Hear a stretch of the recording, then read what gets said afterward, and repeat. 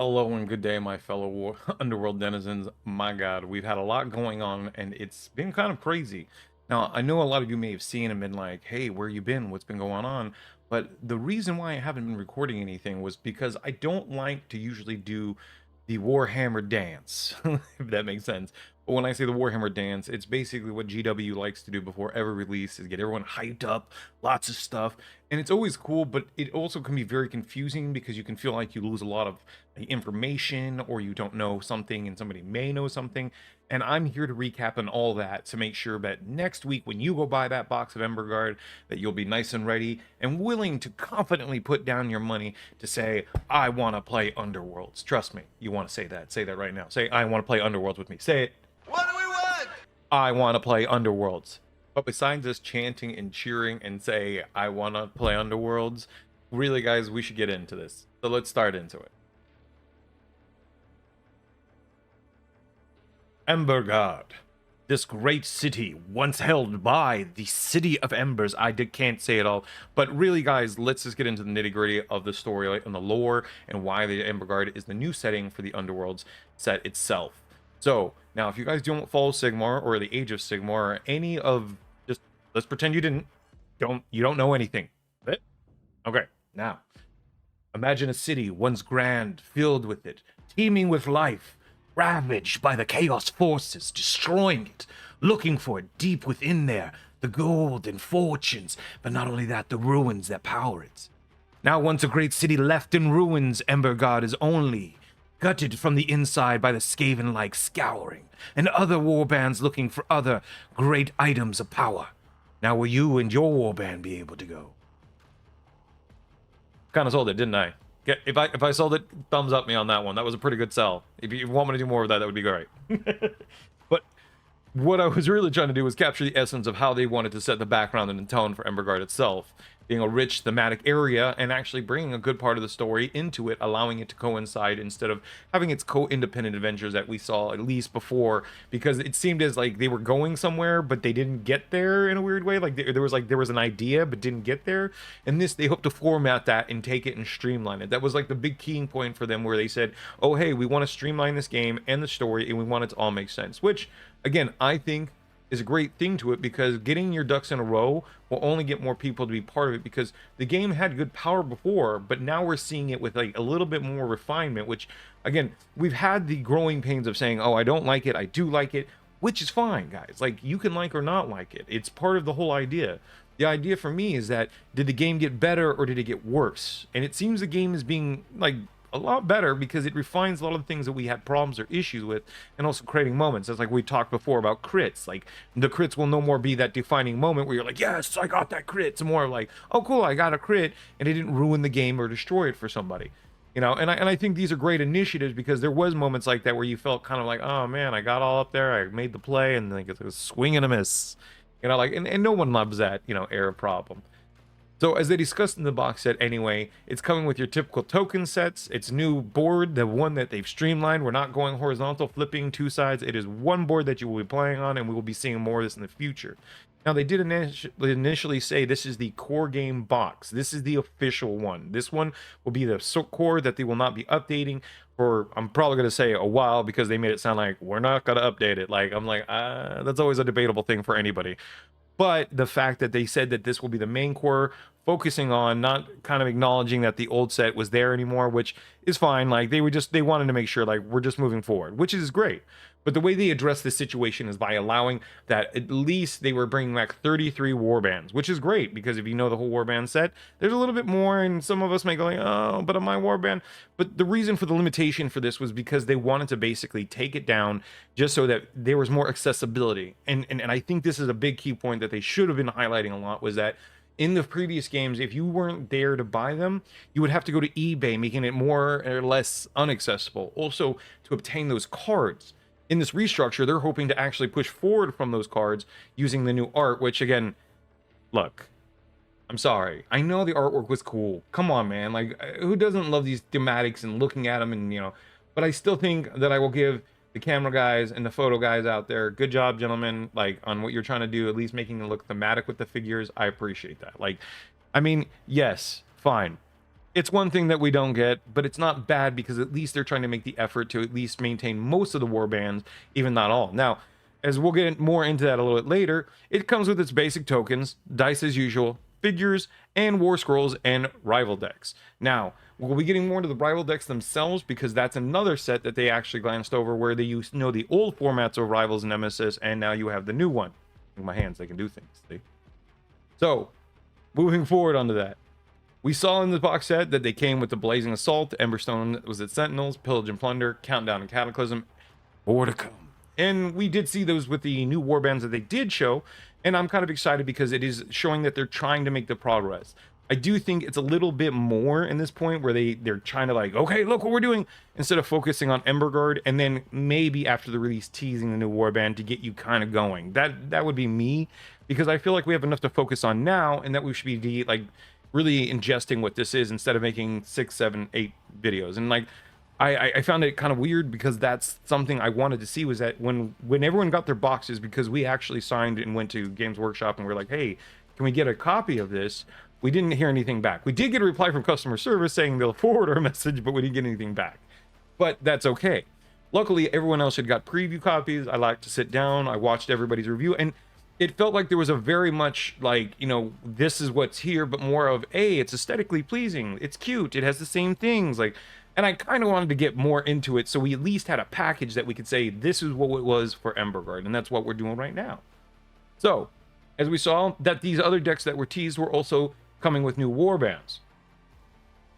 And as you saw, when we were saying with the whole launch for the set itself, the 33 warbands, they will be doing these nice box packages, which again, I think it's a good way if you want to catch up, or if you're just into one kind of type of like force, like if you're like, hey, I want to do allies, or I want to do chaos, or I want to do death, I want to do, you can pick whatever one you want to do, and that's kind of cool because that allows you. Now, the one thing I will say that I don't like about the box sets is that it is the downside that you have to buy 4 of them, and you have to kind of commit. Like, I would say 2 box sets, that way you're not so pissed if you had to buy one to get the other.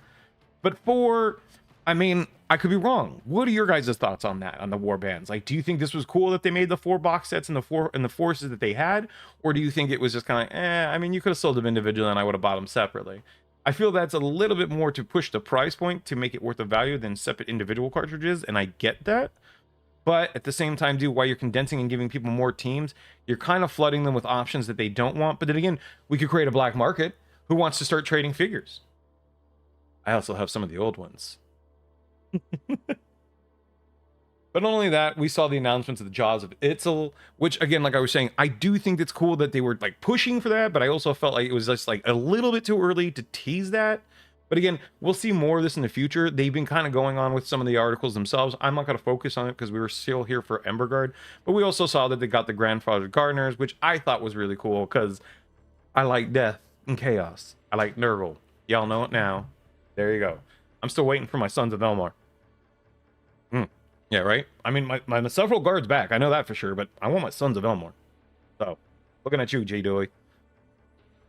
But we also got the defined striking points of how glory points were working. We looked at the fact that now each warband will be worth 7. That is listed on their cards for how much in value they will be. But you can objectively also score 16. So, I mean, if you guys look at it, you're like, dude, that refines the point system a lot more. It gives us a little bit more of like, oh man, he overshot, or he could score faster. It's giving you clear defined points instead of little janky ones. And I think that's great because at least now you know, like, oh, if I kill him, I get something. Now, there is toss-away ones. Like, they wanted to highlight TikTok, and I was like, well, they already had toss-away ones with other warbands. Like, if you look at Hexbane Hunters, you don't get glory points for the dogs. Now, that may have changed in this set. I could be wrong. Who knows? But I think that's kind of cool that they're at least trying to make sure that it is clearly defined how much points are, instead of, well, if he's big, he gets 2. If he's small, he gets 1. Instead, he gets the overall sum of what you are, as like you would just see him like, oh, dude, these are some big warriors, but that's leader. He'll get 4, and that's 3. Like that is something I like, because at least now you can gauge in your plays on how you want to do that. But also with the new objective cards, and also with the setouts of how they have the new decks, I think that is actually kind of cool. And that discussion of that leads us into how these formats are played. They have Nemesis and Rivals. Now, they haven't fully elaborated on everything, which, again, cool. Like, I'm glad. Like, they're still refining it, so please don't make any statements, you can say you have an opinion or an idea. Those are changeable. But if you say this is set in core and stone, you leave a lot of airway to have problems. So in this, they described that Rivals will be what they said before, the 4 decks they currently have, plus the 2 additionals that they're releasing with the new ones, which we had saw. And if you guys didn't know which ones those were, they actually were coming with the Itzel's grandfather, was it, Jaws of Itzel's and Grandfather's Gardeners, was accompanied by the Rival decks, and, Reckless Fury, and I think Rack and Ruin. They both do their own little thing. One's a Mastery and one is a Strike deck, which is cool. So again, we got 2 more decks added to the... But the main point is that these decks will be now combinable for the Nemesis format. But like I was saying, it basically leads us into the Rivals and Nemesis part of it when they were discussing about it and going over it. Now, the main thing they were discussing was that Rivals will focus on the 4 decks that they are currently launching and then following the 2 additionals that will be coming out that we just discussed. Now, those decks will be attuned to any warband that you want to play with, but some will perform better with others going with the War Scrolls, in which in one of the interviews they discussed where they said the War Scrolls were actually aligning with the cards, and no matter how they switched in and out, they were still going to be like, they were still usable with the teams and still jived with their themes, which I love that idea because it takes away from the original point of when we had the cards and we were literally playing with them and they said, okay, this is your warband, here's the little logo, and you can only play with these, and then these decks, these universal ones, can be played with them. So like, you were always kind of stuck with that one, and you could switch to rival ones, but they didn't really always coincide with older, newer warbands play styles. So it made it harder for them, and it just became like a wonky thing all over the board. I think by making this streamlined and having the cards themselves set down into a point where they're like, okay, this is how they're going to work, they can still function with this one or that one, and then rehauling everyone's abilities. Again, these are all positives to me. I don't think this is negative because I think before when you had to read the cards, they all had separate rules. Some were janky, you couldn't even understand some of them, and some of them didn't even understand how the instances work or the stack, which made it difficult. Now with this, you understand clearly how it's happening, where it's happening, how it's happening. And, it takes away a lot of the moments of the awkwardness of how people win sometimes and creates more of like by choice. Or if you're being more play with a style, like using the deck, that's where they promise Magistry to be. So I think that's kind of cool. Now, the Nemesis one now focuses on the idea of taking the deck that you have and mixing it with another deck that's in the format that can be from the box set that you got or from the additionals that they'll be launching. Now, from the previous one, the Nemesis only had it to up to a certain amount. You could only use the universals that were accepted. And at that point, it could only be your universal deck, which, again, was okay, but you couldn't mix older decks. You couldn't, use the older warband with newer decks at times, and it created just a very awkward moment. By doing away with that old system and having this new system, we are now actually allowed to intermingle and change these two, giving us more types of decks we can play, which... Again, cool, because who knows what we can figure out in different combo styles in playing every warband. Like, dude, seriously, combo styles is kind of an interesting comp point to me, and I don't know. What do you guys think? Do you think having these combos, these ideas, these decks will be positive? Or do you think they'll be like, they will play still the same? Because so far, I'm actually wanting to get my hands on this, and I can't. So when we do a live one of this, you guys are going to love this. Now, with all that said, everything kind of maintained the same things. They did have some new rule updates. Again, when the book comes out, we'll go over it. We'll discuss it more. Since I don't have that in my hands, that kind of sucks. So I'm like, But we did discuss the refiner points, like how crits aren't going to be the same. Crits will never be that moment of where, like, I took the game. Instead, it will be, oh, man, like, it helps support in this decision-making of what I made. And on top of that, the refinements are a little bit different just to be streamlined as we went in the previous videos. If you've seen it, they kind of talked about the rules and discussions about those rules. I won't get too much into it. But with that box set, you're looking at $100 so far for the price point. But we'll get more into it at the end there. So, with that all said, they at least gave us 16 returning warbands. That's cool. At least they're going to be giving us some stuff that we want. But again, they said officially 33, and they broke it down that 20 will be coming with rules that you can purchase. And then the last 13 will be, sounds like they're going to be doing online rules for them and not as much because there may not be as much access, which I'm expecting my Sons of Velmor to fall in there and a few other ones. We'll see. They may give us instructions of what decks to use with them in those 13, but again, they haven't really disclosed a lot of that information. But they did give us this roadmap, which again, helps with that and showing the initiative. Now, it seems to be kind of the same roadmap as before, where they kind of had a quarterly take on it, which again, I think that is not a good approach to helping Warhammer Underworlds. I feel like having that constant, update or something to move the needle during these quarters will be good. They may take that approach and say, hey, we're launching a warband during these quarters, or they may just be saying, hey, we're focusing on this warband is going to happen, or maybe 2 warbands at the same time. We'll have to see. But again, with it going the way it looks right now, that you only get 3 updates in the year, it is kind of concerning that these 2 updates came at a rush, because, and it will go probably dark at that time, because we're going to go into December, and then probably beginning of January we'll see our first update with Its and Jaws, or that could be the release for this time, and then we'll be seeing another one during that January period. We'll see. Again, this is my predictions on what I think this could actually be. But the fact that they gave us a roadmap to show that they're at least taking the initiative and this serious kind of gives me that faith to be like, okay, cool, I'm on board. Let's just see where you go with this. It's just also at a kind of coming at a whimsical, like, I played this before. Your updating before was not, what encouraged me. I had to go out and do it myself. So could you at least lend that support? And I'm hoping that's what this roadmap leads to, is a more definitive, like, hey, this is a rough outline, and we're going to be doing a little bit more than that. And we'll see. We'll see. I mean, again, this is, the startup of a new series, and we're going to be part of it. Now to the last part of it all. We've gone through it all. We've discussed it. We've said how much, what came with it, the new additions, everything it is, yada, yada, yada. What does it all mean? Well, Embergard itself starts at $100 in US marking. Whatever it may be in the retail of your stores, may be different in pounds, maybe different in euros, or denali. I don't know, and I'm sorry, I wish I did. But in this case, it can translate to a lot or a little. And to me, in the overhaul of a new core set being launched, if this is something you wish to step your foot in, I definitely say it is worth the buying, because you're getting 2 warbands, you're getting the 4 core decks, you're getting the main board, you're getting everything to start Underworlds as it is. And the great part is, if you already have like just say your warbands themselves, boom, bro, like you got a whole thing. And if you don't, it now starts that initiative. Now, the cool thing is, it also promotes the idea of community-driven things. And this is something that I always appreciate, is that with a core box set allowing people to now step back in and not worry about previous sets, we will now probably see an influx of new players coming in, which I now say to my other fellow Underworld people, if you run a community like I do, please take the initiative that during this launch, you actually push to actually have people be into this, because or at least try to do something. I won't say try to be into this, but people get try to do demo games, set up a day, get your old groups together, because this, I think, is a great step. And if you wanted Underworlds to really succeed and do well, it will take the community itself to work together. And that's kind of where I say to everyone, I think if we want to see more of Underworlds and the progress, this box will be a great stepping stone to get into the game. If you're a returning player, it's still great, because now you get the update. I'm sorry, because the old boards are a little bit bigger, not as big as they used to be, and then it's a change.